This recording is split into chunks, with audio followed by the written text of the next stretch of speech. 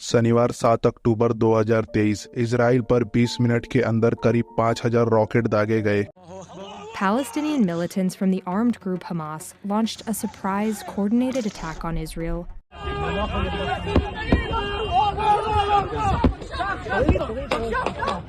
Israel को हिला देने वाला ये हमला पैलेस्टीन के आतंकी संगठन हमास ने किया। अब तक 1600 से ज्यादा लोगों की जान जा चुकी है और हमास ने कई इजरायली नागरिकों और सैनिकों को बंदी बना लिया है, जिनके वीडियो सोशल मीडिया पे काफी वायरल हो रहे हैं। अब आप ये सोच रहे होंगे कि ये हमास क्या है, तो मैं आपको एक क्विक इंट्रो दे देता हूँ जिससे आपको चीजें समझने में आसानी होगी। हमास एक पैलेस्टीन आतंकी संगठन है जिसे 1987 में इस्टेब्लिश किया गया था, जिसका मकसद है इजराइल को खत्म कर देना। उनका यह मानना है कि यह जमीन पैलेस्टीन की है और इजराइल के लोग यहाँ जबरदस्ती घुस आए हैं। 1993 से 2005 तक हमास ने इजराइल पे कई आत्मघाती हमले किए। 2006 में हमास ने इजराइल के साउथ वेस्ट पोर्शन, जिसे गाजा पट्टी कहते हैं, उस पर अपना कब्जा जमा लिया और 2007 के बाद से जितने भी हमले इजराइल में हुए वे इसी गाजा पट्टी से हुए हैं। सोचने वाली बात है कि 20 मिनट में 5,000 रॉकेट ये लोग दाग रहे हैं, तो इनके पास इतने हथियार कहां से आए। तो दोस्तों, मैं आपको बता देता हूं कि इन्हें हथियार ईरान से मिलते हैं।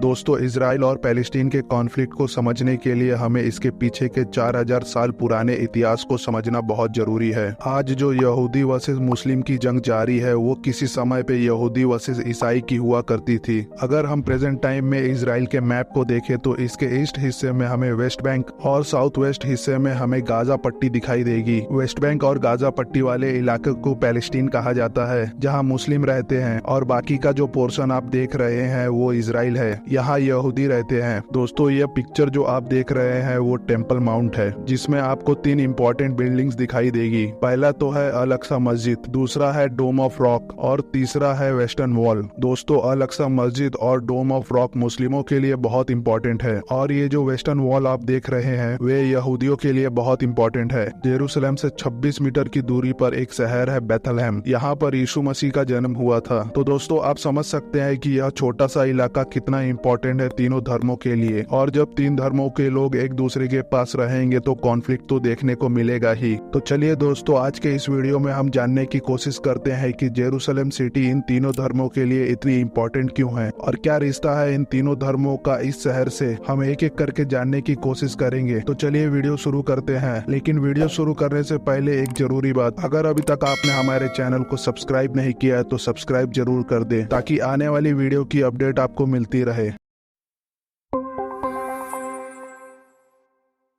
970 बीसी में किंग सोलोमन नाम के राजा इजराइल पे राज किया करते थे। उन्होंने यहूदियों के लिए, जो वहाँ के मूल निवासी थे, उनके लिए एक मंदिर बनाया जिसे टेम्पल ऑफ माउंट कहा जाता है। इसी मंदिर में हजरत मूसा को जो 10 कमांडमेंट्स मिले थे उसे एक प्लेट पर लिखकर और बक्से में डालकर इसी मंदिर में रखा गया था। यह मंदिर जेरूसलम में था, जिसमें यहूदी लोग पूजा किया करते थे। इसके बाद यहूदियों पर मल्टीपल अटैक्स हुए, जिस वजह से उन्हें इजराइल छोड़कर भागना पड़ा। पहला हमला 700 बीसी में मेसोपोटामिया ने किया, दूसरा हमला बेबीलोनियंस ने किया, और वो टेम्पल जो किंग सोलोमन ने बनवाया था यहूदियों के लिए उसे तोड़ दिया। इसके बाद 539 बीसी में पर्शियन किंग साइरस ने बेबीलोनियंस को डिफीट किया और उसी जगह पर जहां पहला मंदिर टूटा था दूसरा मंदिर बनाने की इजाजत दे दी। 63 बीसी में रोमन्स ने जेरूसलम पर कब्जा कर लिया और एक प्रोविंस की तरह उसका एडमिनिस्ट्रेशन करने लगे, जिसके लिए उन्होंने एक गवर्नर को अपॉइंट किया जिसका नाम किंग हेरोड था। यह नाम यहूदियों के लिए बहुत ही ज्यादा इंपॉर्टेंट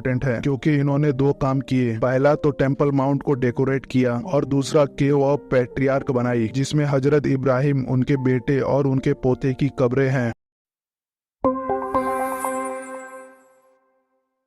ईसा मसीह का जन्म एक जूविश फैमिली में बेथलहम सिटी में हुआ, जो जेरूसलम से कुछ ही दूरी पर है। समय बीता और जब वे बड़े हुए तो उन्होंने अपना उपदेश देना शुरू किया। ईसा मसीह धीरे धीरे इतने फेमस हो गए कि जब वे जेरूसलम आए तो हजारों लोगों ने उनका स्वागत किया, और जब वे यहूदियों के टेम्पल में गए तो उस समय उन्होंने देखा कि टेम्पल के बाहर बहुत सारी शीप, मर्चेंट्स और मनी चेंजर्स थे। ईसा मसीह ने उन्हें वहां से जाने के लिए कहा, लेकिन मंदिर के प्रीस्टों को यह बात अच्छी नहीं लगी। अगली सुबह ईसा मसीह को अरेस्ट कर लिया गया और उन्हें सूली पर चढ़ा दिया गया। जिस जगह पर उन्हें सूली पर चढ़ाया गया था उसे आज चर्च ऑफ होली सेपल्कर कहते हैं और यह जगह भी जेरूसलेम में ही है। अभी तक तो सब सही चल रहा था। जीविश लोगों के लिए बुरा समय तब आया जब रोमन किंग्स के ऊपर क्रिश्चियनिटी का इन्फ्लुएंस होने लगा। 700 एडी में कमांडर टाइटस ने यहूदियों का टेम्पल और जेरूसलेम सिटी दोनों को तबाह कर दिया और हजारों यहूदियों को मौत के घाट उतार दिया। रोमन किंग्स का गुस्सा यहूदियों पर इसलिए भी था क्योंकि उन्होंने ही ईसा मसीह को सूली पर चढ़ाया था। यही कारण था कि जितने भी रोमन किंग्स आते थे वे सभी के सभी यहूदियों को मारना शुरू कर देते थे। 380 एडी में रोमन्स ने क्रिश्चियनिटी को as a state religion adopt कर लिया और यहूदियों का नरसंहार और भी तेजी से करने लगे।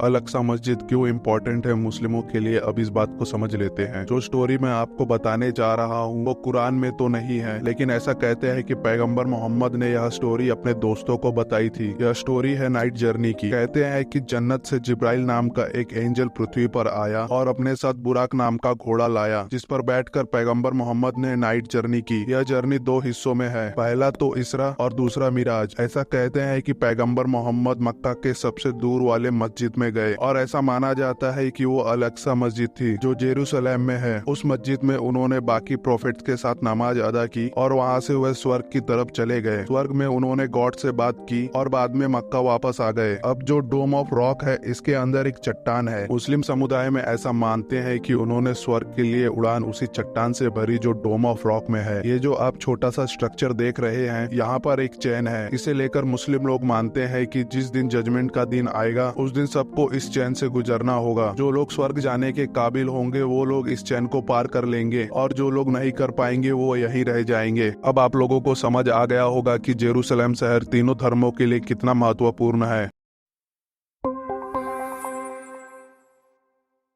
19वीं सदी के दौरान यूरोप में राष्ट्रवाद की भावना देखी जा रही थी। कई देश टुकड़ों टुकड़ों में बट गए। इटली और जर्मनी जैसे देश राष्ट्रवाद के नाम पर एक हो रहे थे। इसी भावना का प्रभाव यहूदियों के बीच भी देखने को मिला, जो हजारों सालों से अलग अलग देशों में बसे थे। उन्होंने अपने देश वापस जाकर बसने का मन बना लिया। यही से जायोनिस्ट आंदोलन की शुरुआत हुई। इसी आंदोलन के दौरान यहूदी पैलेस्टीन की तरफ जाने लगे। 1917 में बेल्फोर्ट डिक्लेरेशन आया। बेल्फोर्ट डिक्लेरेशन के अनुसार ब्रिटिश गवर्नमेंट यहूदियों को पैलेस्टीन में इस्टेब्लिश करेगी। प्रथम विश्व युद्ध खत्म होने के बाद ओटोमन एम्पायर का भी अंत हो गया। अंग्रेज पैलेस्टीन पर राज करने लगे। बेल्फोर्ट डिक्लेरेशन के कारण भारी मात्रा में अलग अलग देशों से यहूदी पैलेस्टीन आने लगे। पैलेस्टीन में यहूदियों की तादाद तेजी से बढ़ने लगी। उन्होंने यहाँ आकर जमीनें खरीदना शुरू कर दिया और अब धीरे धीरे पैलेस्टीन में यहूदियों का विस्तार होने लगा। सेकेंड वर्ल्ड वॉर के दौरान यूरोप में हिटलर का प्रभाव बढ़ने लगा। हिटलर ने यहूदियों के लिए कॉन्सेंट्रेशन कैंप बना रखे थे, जहाँ से वो यहूदियों को लाता और गैस चैम्बर में डालकर मार देता। आज यहूदियों की तादाद दुनिया में 1.5 करोड़ है, जिसमें से 65 लाख यहूदी इजराइल में रहते हैं। सेकेंड वर्ल्ड वॉर के दौरान यहूदियों की तादाद दुनिया में 1.7 करोड़ थी, जिसमें से 90 लाख यूरोप में रहा करते थे। इन 90 लाख यहूदियों में से 60 लाख यहूदियों को हिटलर ने गैस चैम्बर में डालकर मार दिया था। इस वजह से यहूदी यूरोप छोड़कर पैलेस्टीन भागने लगे। दूसरा विश्व युद्ध खत्म होने के बाद ब्रिटेन काफी कमजोर हो चुका था और यही दूसरी तरफ यहूदियों और पैलेस्टीन के मूल निवासियों के बीच हिंसा काफी ज्यादा बढ़ने लगी। जब ब्रिटेन को लगा कि यह मामला उनके हाथ से निकलता जा रहा है तो उन्होंने यूएन को इंटरवेन करने को कहा।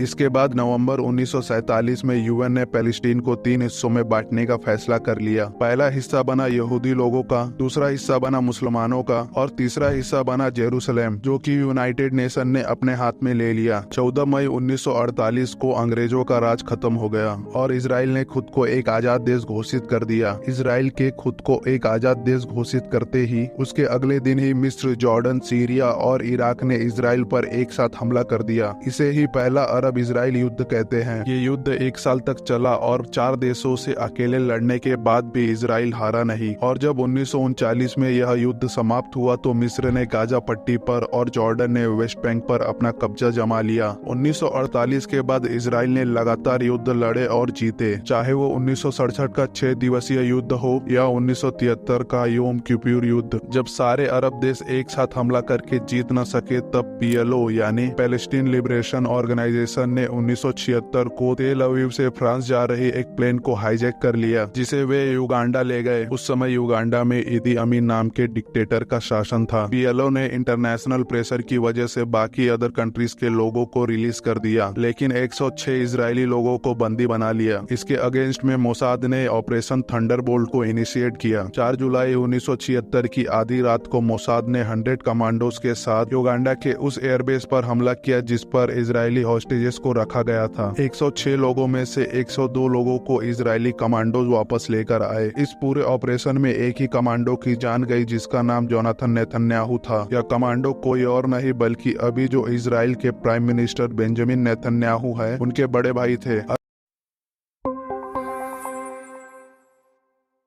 शांति बनाने के लिए सबसे पहले तो दोनों देशों के बीच एक प्रॉपर बाउंड्री होनी चाहिए ताकि एरियाज को लेकर दोनों देशों के बीच कोई टेंशन ना हो। साथ ही में हमास जैसे आतंकी संगठनों पर भी कार्रवाई करनी चाहिए ताकि दोनों देशों के बीच बात हो सके। इजराइल और पैलेस्टीन भारत जैसे देश से सीख सकते हैं कि कई धर्मों के लोग एक साथ कैसे रहें। तो दोस्तों, आज के इस वीडियो में इतना ही। अगर यह वीडियो आपको अच्छा लगा हो तो हमें सपोर्ट करने के लिए वीडियो को लाइक, शेयर और हमारे चैनल को सब्सक्राइब करें। और आपके क्या विचार है इस वीडियो को लेकर हमें कमेंट करके जरूर बताएं। जय हिंद।